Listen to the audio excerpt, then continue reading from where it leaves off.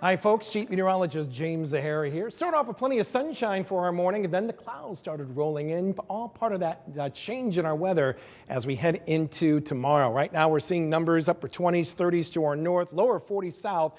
Little blue actually representing some snow, but that is all aloft. However, that's going to start changing as we head later on tonight as this area of low pressure, very tightly wrapped area of low pressure, will be sneaking our general direction as we head into tomorrow. It's going to have plenty of moisture with it, some heavy rains at times in spots, but around here locally, we have the potential of seeing some freezing rain, sleet, little ice all mixed in. In fact, we already have winter weather alerts now for areas just north of the Quad Cities. Blue representing winter weather advisories for light glaze, and then that purple shading that you see farther north right along Highway 20.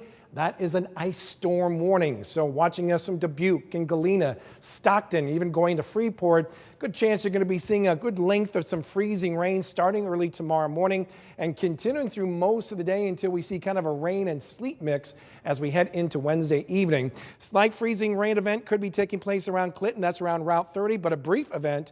And then it slowly changes to all rain by Wednesday night. And then the farther south as you go, traveling should be fine, though rain and sleet will be mixed in. So that could be a harm for maybe untreated roadways. But really the big concern is going to be up to our north. System coming in by tomorrow morning, starting off to our south and eventually expanding its way northward as we go throughout the day and into the afternoon hours before all this begins to slowly fade as we head into about Wednesday night. But the concern is going to be the accumulation of ice, especially along Highway 20, and that's located right here from Waterloo to Dubuque, Galena, and farther eastward heading in toward Rockford. This color that you see here is actually indicating about a ½ an inch of ice.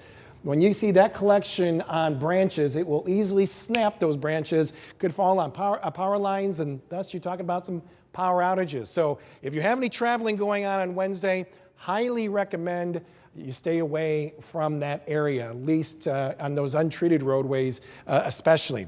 This system will also have a lot of wind, a fairly tightly wrapped system.